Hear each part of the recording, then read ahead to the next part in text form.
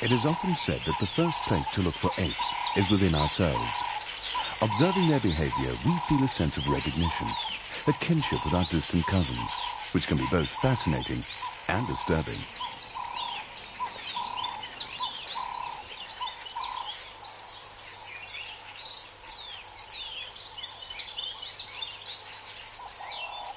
Many primates face extinction, but in southern Africa, the Chacma baboon is still plentiful, living alongside humans in many areas.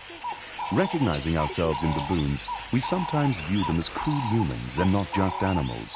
Believes someone who has devoted most of her life to baboons, Rita Miljo, the baboon lady of Kalabowa, the lady that this story is about.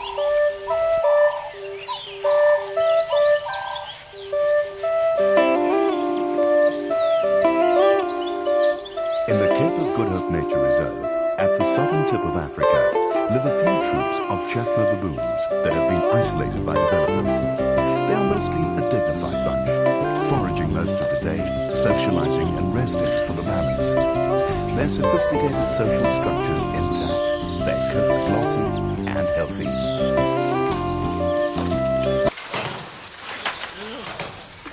The wild baboons are always on the lookout for something to scavenge. But the resident wild troop on her doorstep provides Rita with a unique opportunity to study baboon behavior. The baboons inside the cages also get used to seeing wild ones, which helps her rehabilitation efforts. Young baboons play rough with their peers. They're more careful around infants, but only if the mother is watching. The dominant female, Ola, on the right, has had a baby. She's caring and compassionate. Her eldest daughter has a newborn too, but she's inexperienced and indifferent, unsure just how to handle her infant. Babies rank high in baboon society. They decide who can play with them, and the older ones have to do a lot of lip smacking and sweet talk to win favor.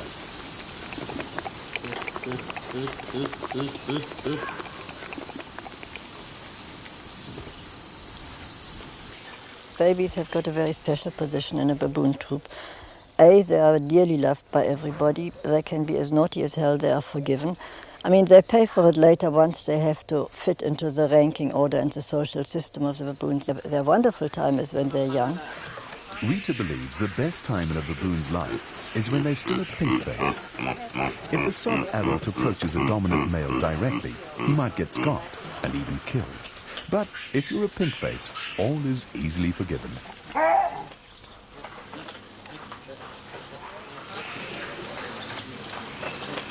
Ola's daughter's indifference exposes her infant, Nokuza, to all sorts of situations. Then it's always Grandma who returns the infant to its mother.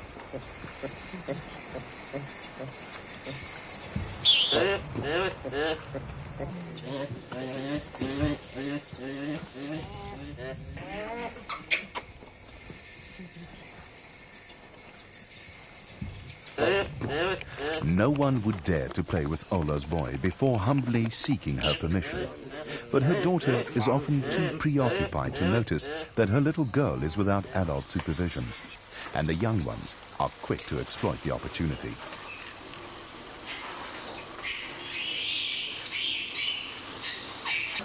Luckily, an adult is usually on hand. Apart from the mother, there's an auntie that looks after them.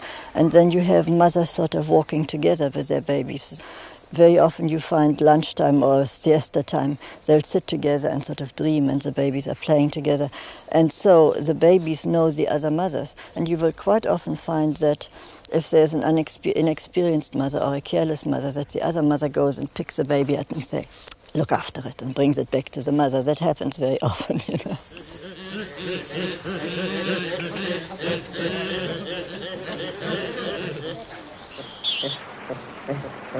Ola's wayward grandchild has to be retrieved from his expeditions once more. In the afternoon, they usually take a siesta close to where Sad Sack is resting. Ola's baby stays within reach, but she has her hands full trying to contain Makusa.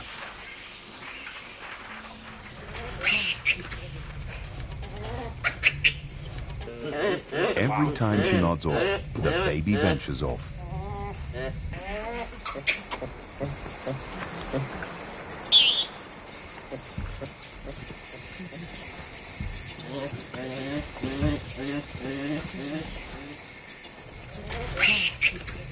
When she returns him for the umpteenth time to his doddering mother, Sad Sack has had enough of her meddling.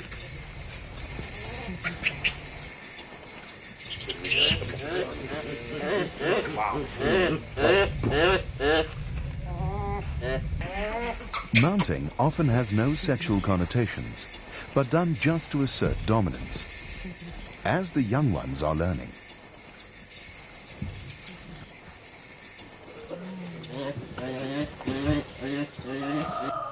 Siesta time was almost over when Chin arrives at Care with the 2 new baboons.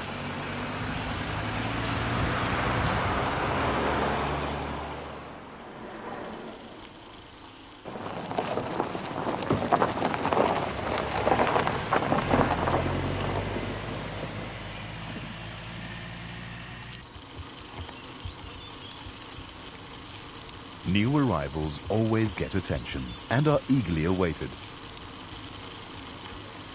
Hey, donkey. We hadden die laken ingesmeerd. Laat ons net toe maak. Dennis, ik denk je moet ingaan met die boxie. En los die boxie op je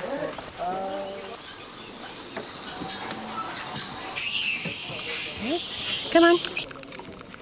Right place. Come, you want to come outside? Come on. Come.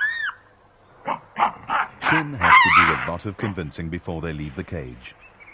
They will join the creche because young baboons, of more or less the same age, stick together in the wild as well. The one seems to give the other one confidence. Look on the roof there.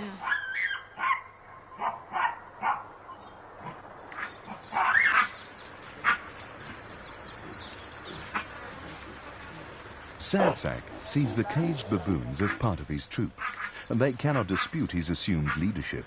He takes advantage of this and lords over Care as the dominant male.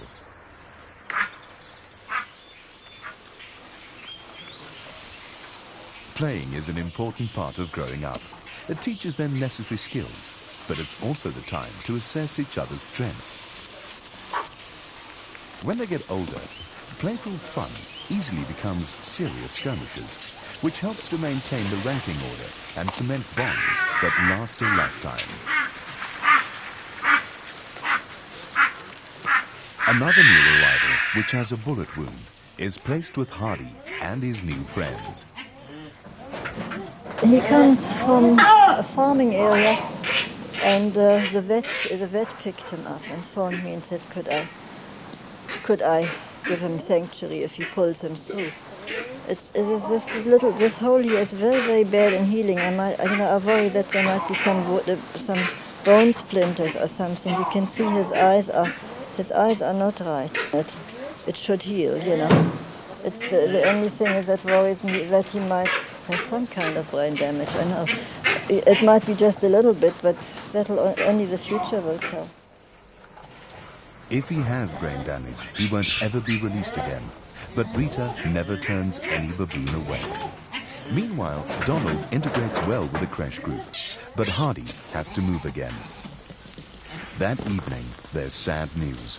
Nokusa is dead. She has a gaping head wound. She either fell or could have been attacked. Not being constantly watched by her mother, Nokusa overstepped the mark once too often and paid dearly.